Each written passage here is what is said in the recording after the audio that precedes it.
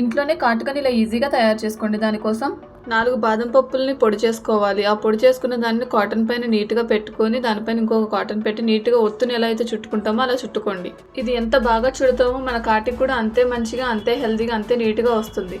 So ఇది జాగ్రత్తగా చుట్టుకోండి. దీపం కుందిని నీట్గా కడిగి దాన్ని 1 గంట పాటు నీళ్ళలో నానబెట్టుకోవాలి. తర్వాత అందులో నెయ్యి వేసి మనం తయారు చేసిన ఒత్తిని దీపం వెలిగించేలాగా నీట్గా పెట్టుకోవాలి. దీపం వెలిగించి అటొక గ్లాస్ ఇటొక గ్లాస్ పెట్టి దానిపైన దగ్గరగా ఉండేలాగా ప్లేట్ పెట్టుకోవాలి.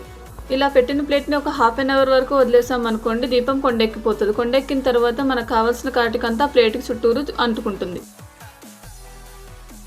ఇలా దీపం కొండెక్కాక కొంచెం సేపు ఆగిన తర్వాత మనం అంతా కాటుకుని ఒక దగ్గర చేసుకోవాలి. ఒక గిన్నెలో కొంచెం నెయ్యి వేసుకొని మనం తయారు చేసిన కాటుక పొడిని అందులో వేసుకొని కలుపుకోవాలి. అది ఎంత గట్టిగా ఉంటే అంత లాంగ్ లాస్టింగ్గా ఉంటుంది మన కళ్ళ పైన. చూసారా నేను ఎంత గట్టిగా కలుపుకున్నాను. ఈ కాటుకని రెగ్యులర్గా నైట్ టైం కనుక పెట్టుకున్నాను అనుకోండి బాగా నిద్ర పడుతుంది. చూడండి ఈ కాటుకని నేను పెట్టుకొని చూపిస్తున్నాను. చూసారా ఎంత నీట్గా ఉందో నా కళ్ళపైన ఈ కాటుక. ఇది కళ్ళకి చాలా కూలింగ్ ఎఫెక్ట్ ఇస్తుంది. అంతే, బై గాయ్స్.